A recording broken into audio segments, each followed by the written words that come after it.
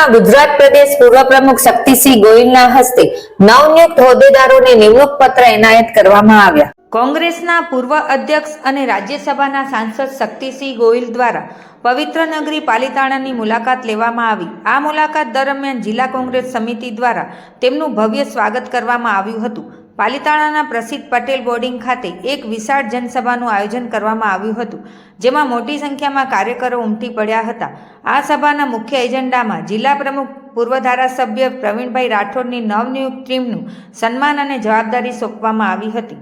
ગુજરાત પ્રદેશ કોંગ્રેસ પૂર્વ પ્રમુખ શક્તિસિંહ ગોહિલના હસ્તે જિલ્લાના નવનિયુક્ત હોદ્દેદારોને વિધિવત રીતે નિયુક્તિ પત્રો એનાયત કરવામાં આવ્યા. આ પ્રસંગે કાર્યકરોમાં ભારે ઉત્સાહ જોવા મળ્યો હતો. સભાને સંબોધતા સાંસદ શક્તિસિંહ ગોહિલે વર્તમાન સરકાર પર આકરા પ્રહારો કર્યા. તેમણે જનતાના પાયાના પ્રશ્નો, ખેડૂતોના વિવિધ મુદ્દે સરકારની નિષ્ફળતાઓને આડે હાથ લીધી હતી. તેમણે આગામી સમયમાં કોંગ્રેસના સંગઠનને વધુ મજબૂત બનાવી જનતાના અવાજને બુલંદ કરવા કાર્યકરોને હાકલ કરી હતી.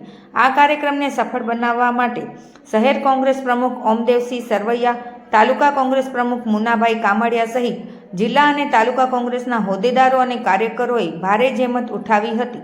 પાલિતાણા શહેર સહિત આજુબાજુના ગ્રામ્ય વિસ્તારોમાંથી પણ મોટી સંખ્યામાં સમર્થકો આ સભામાં ઉપસ્થિત રહ્યા હતા.